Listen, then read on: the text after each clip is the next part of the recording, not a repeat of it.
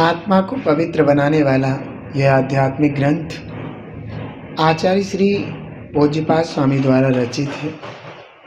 विगत दिनों से इस ग्रंथ का हम आनंद ले रहे हैं।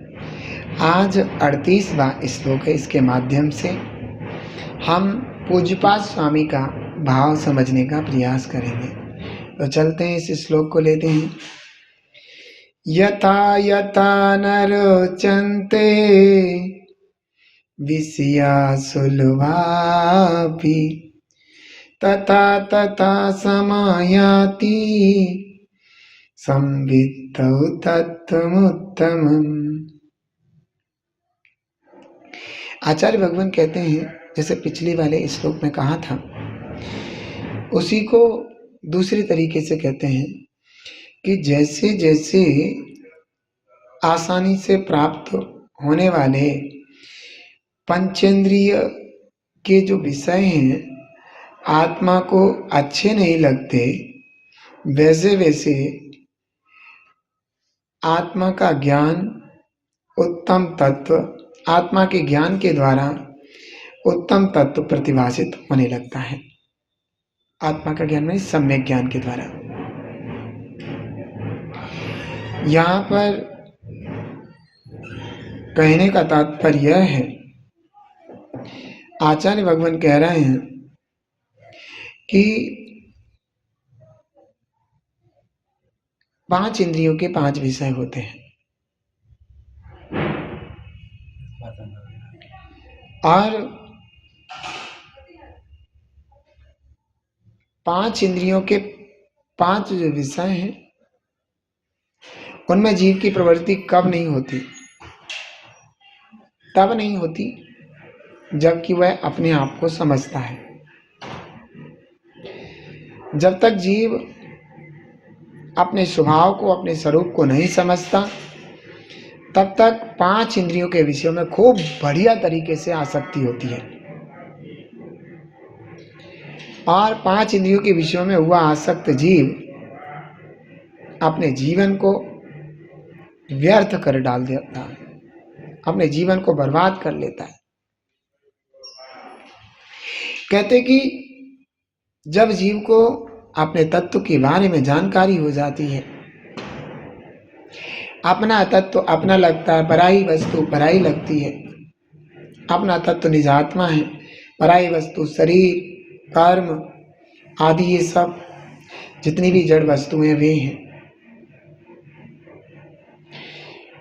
तो जब जीव को अपना तत्व अपना लगता है, पर लगता है, तब इस जीव के अंदर से 5 इंद्रियों के विषयों में जो आसक्ति है वो टूटती है, उसको झटका लगता है और वो आसक्ति बिखर के नष्ट होती है, जिसको कहते हैं कि जीव वैरागी हो गया है, विरक्त हो गया है विषयों से, ऐसा बोलते हैं महानुभाव। ये सच बात है। कहते हैं कि आपने कभी सुना होगा, एक माँ है, माँ की जान बच्चे में पड़ी रहती है, ऐसा एक बोला जाता है। और वह माँ का लाडला पुत्र मर जाए, खत्म हो जाए, तो माँ को न खाना, न पीना, न सोना, न बोलना कुछ अच्छा नहीं लगता। सब फीका फीका लगता है, किसी चीज में विशेष रुचि नहीं होती। ऐसा लगता है कि उसे सब चीजों से वैराग्य हो गया हो। लेकिन वैराग्य की दशा नहीं होती वो, क्योंकि सांसारिक बच्चे में प्रेम है ना, इसलिए वैराग नहीं है। अगर ऐसे उसे अपनी आत्मा से लगन लग जाए तो उसको वैराग्य कहेंगे। जिसे आपा पर का भेद ज्ञान हुआ है, जिसने आपा पर वस्तु को आपने अच्छे विवेक पूर्वक उसको जाना है, समझा है, ऐसा वह जीव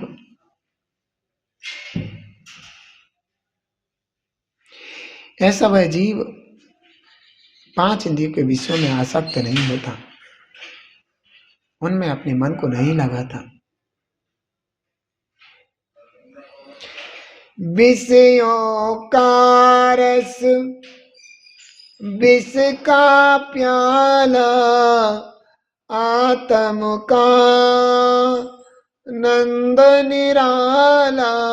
विषयों में नाई रमेंगे, निजात्म ध्यान धरेंगे। चौगतियों में नाई रुलेंगे, निजात्म ध्यान धरेंगे।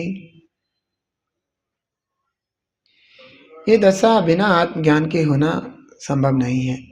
मैंने बताया ना, एक माँ अपने बच्चे से तो प्यार करती है, लेकिन बच्चे के मर जाने पर सारा संसार उसे फीका नजर आता है, लेकिन उसको वैराग्य नहीं कहेंगे। लगता है सही है, लेकिन वो वैराग्य नहीं। क्यों? क्योंकि वो संसारी जीव से, अपने बच्चे से प्यार करती है, इसलिए वैराग्य नहीं है।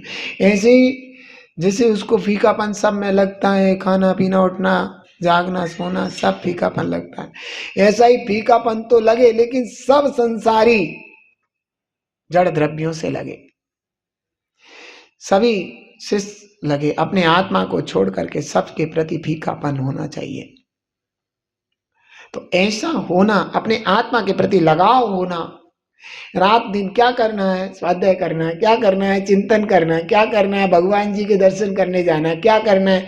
आत्मा का चिंतन करना। क्या करना है? स्वाध्याय करनी है। क्या करना है? मुनिराज के प्रवचन सुनने। क्या करना है? कुछ भजन लिखना है। क्या करना है? विधान लिखना है। क्या करना है? धर्म करना है। सिर्फ सिर्फ सिर्फ सिर्फ सिर्फ सिर्फ ऐसा भाव, किसी चीज में मन न लगे।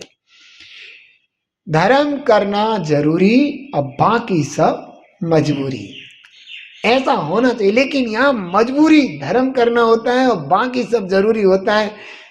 क्या करते हैं, क्या कहते हैं, लीडो खेल लें, कैरम खेल लें, बैडमिंटन खेल लें, गेम खेल लें। क्यों? धर्म मजबूरी लग रहा है। जो जरूरी चीज है वो मजबूरी, और जो मजबूरी वाली चीज है वो जरूरी। आज तक हमने सब कुछ किया, संसार के सारे क्रियाकलाप किए, सब खेला, सब किया, लेकिन क्या हुआ? कुछ हासिल कर पाए? क्या मिला मुझे? वही संसार और संसार के दुख, वही परेशानियां। आचार्य भगवान खूब समझाते हैं कि जो चीज तुम्हारे दुख का कारण है, उन चीजों में अहमपना क्यों, उन चीजों की महिमा क्यों? अगर तुम्हें उन चीजों में अहमपना और महिमा आ रही है तो तुम अपने से बहुत दूर हो, और अपने से दूर होना तो भगवान बनने से दूर होना है। क्योंकि अपने निजात्म तत्व के चिंतन मनन से ही परमात्मा प्रकट होता है। हम अपने आप से पूछे जरूर, एक बार बात करें अपने आप से, क्यों चेतन भाई, क्या करना है? बताए देरो चेतन, कहाँ को जाओगे? बताए देरो चेतन, कहाँ को जाओगे? नरक में जाओगे, स्वर्ग में जाओगे? नरक में जाओगे, त्रियंच में जाओगे? वहां पे जाकर स्वयं को पिटवाओगे। बताए देरो चेतन, कहाँ को जाओगे? अपने आत्मा से बात करो, क्या करना है? तुम्हारे मन में क्या है? मन में संसार है तो इतना तो तुमने कर लिया। आज तक, अनादि से लेकर अब तक के संसार के क्रियाकलाप में ही मन लगा। हाय हाय रे संसार की दशा। जड़ द्रव्यों में बोरिंग नहीं है, अधर्म में बोरिंग है। जड़ द्रव्य रुचि से प्राप्त करना चाहते हैं, अधर्म में रुचि नहीं है। हे चेतनात्मा, क्या कर रहे हो तुम? क्या होगा तुम्हारा? कुछ तो सोचो अपने लिए। तुम्हें जिस पर वस्तु की महिमा आ रही है, वो पर वस्तु तुम अनेकों बार ग्रहण करके छोड़ चुके हो। छोड़ चुके नहीं है, तुमसे छूट गई है। कौन छोड़ता है पर वस्तु? कोई छोड़ता है? नहीं छोड़ता ना, छूट जाती है।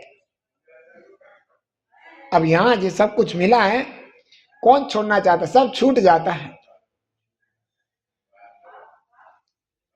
पर वस्तु को तुमने ग्रहण किया, उसने तुम्हें तिरस्कृत कर दिया, तुमसे दूर हो। ये शरीर तुम्हें मिला, शरीर ने तुम्हें तिरस्कृत कर दिया। जा यहां से, मैं तेरा साथ नहीं देता। और जिसको तुमने खिलाया पिलाया पहनाया उड़ाया सब कुछ करा, जिसके लिए पाप किए, वो तुम्हें तिरस्कृत कर रहा है। अरे अब तुम्हारा नंबर है, तुम्हें तिरस्कृत नहीं करना है। तुम्हारा नंबर तिरस्कृत नहीं करना है, तुम्हें तो बस अपने पास पहुंच जाना है। एक बात बताऊं, जब कभी एक माँ का छोटा सा नन्हा सा बच्चा खो जाए, जो 5-6 साल का हो, और वह अपनी माँ की तलाश में हो, भीड़ में खो जाता है, रो रहा है, माँ की तलाश में है। और जब उसको माँ मिल जाती है तो माँ से लिपट जाता है, और ऐसे लिपट जाता है कि फिर से खो ना जाए माँ। ऐसे ही तुम स्वयं अपने आप को खोए हुए हो, भूल गए हो। आचार्य भगवंत तुम्हें तुम्हारे अपने चेतन आत्मा का परिचय करा रहे। तुम चेतन आत्मा को जानने के बाद भी चेतन आत्मा के प्रति अहमपना नहीं ला रहे, पर में अहमपना ला रहे हो। तुम जो हो उसे स्वीकार करने के लिए तैयार नहीं हो। तुम्हारा अपना स्वभाव है, उसका तिरस्कार कर रहे हो। जो विभाव है, उसको सर पे घूम के डांस कर रहे हो, खूब खुश हो रहे हो, मजे ले रहे हो, मौज मस्ती ले रहे हो। हाय हाय रे चेतन, कैसा है तेरा जीवन? दुख दर्द और भय से भरा। अपने निकट आओ तो पद पाओ खरा। तुम तो सिद्धों के सुखों के मालिक हो, अर्थात तुम्हारा स्वभाव सिद्ध सुख है।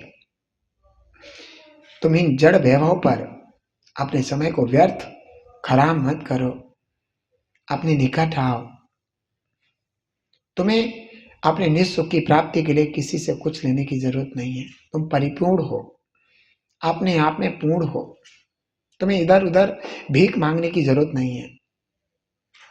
सुख के लिए भीख मांगते हो, मुझे लीडो सुख देगी। लीडो खेल लूंगा तो मैं आनंद से सुखी हो जाऊंगा। मुझे कैरम सुख देगा, मैं कैरम खेल लूंगा, मैं आराम से सुखी हो जाऊंगा। मुझे बैडमिंटन सुख देगा, मुझे बैडमिंटन खेल लूंगा, आराम से सुख मिलेगा। मुझे रसगुल्ला सुख देगा, गले में जाते ही सुखी कर देगा। ये जड़ वैभव अनादि से भोगे। क्या सुखी हुए? कितनी बार भोगे, कितनी बार भोगोगे, कितनी बार? लेकिन किसी ने तो तुम्हें सुखी नहीं किया। लेकिन आज फिर वही चाल चलने लगे। जहां तुम्हें धोखा मिला वहां तुम फिर जाना चाहते हो, और जहां का तुम्हें भगवान कह रहे हैं कि यहां धोखा नहीं है, स्वभाव में धोखा नहीं है, आत्मा में धोखा नहीं है, आत्मा के आश्रय रहोगे तो जब तक मुक्ति नहीं होगी तो संसारिक जितने भी उत्कृष्ट वैभव सब प्राप्त होंगे, उसके साथ मोक्ष की प्राप्ति हो, वो मानने को तैयार नहीं है। और हमें पता है जब धोखा मिला, क्यों इस भाव में हमें धोखा नहीं मिला विषयों से? कितनी बार मिला, फिर भी हम विषयों की तरफ ही दौड़ते हैं। हे दुर्बुद्धि चेतन, तेरे क्या हो गया है?